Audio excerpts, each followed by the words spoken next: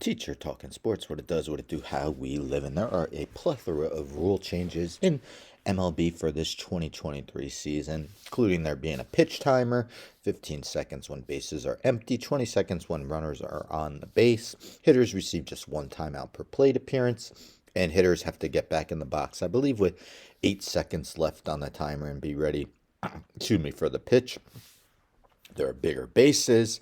First, second, and third base increased from 15-inch square to 18-inch square, and a shift restriction. Two infielders must be positioned on either side of second base when the pitch is released, and all four infielders must have both feet within the infield when pitcher is on the rubber. So, spring training did just start, but let's see if those rule changes have affected anything of late. So, this is via ESPN. Spring training batting averages runs tick upward amid shift limits. So, runs and batting averages were both up through the first wave of games compared to spring training a year ago. Players were hitting 272 through February 28th with an average of 11.9 runs scored. That's up from a batting average of 259 and 10.6 runs through the same period in 2022.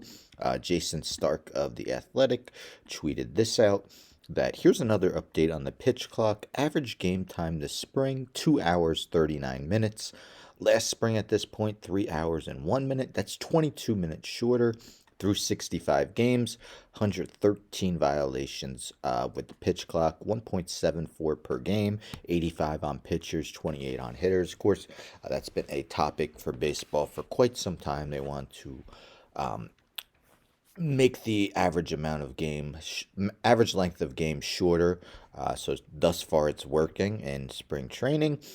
This is via Baseball America. 1 weekend in, steals are way up. So it mentions how teams are averaging 1.08 steal attempts per game so far. That's a nearly 40% increase from 0.77 attempts per game in spring training in 2022. Success rate is also up.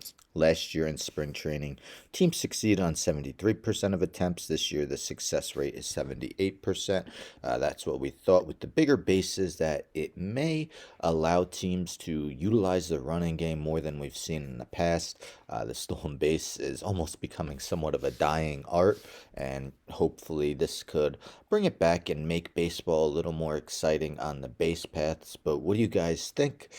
Do you think the rule changes are good for baseball? Do you like the fact that the average length of game appears to be going down? And what do you think of the shift restrictions? Don't forget to subscribe, tell a friend, and tell a friend, and tell a friend, subscribe, like the video, share the video, hit the bell for notifications. I'm out.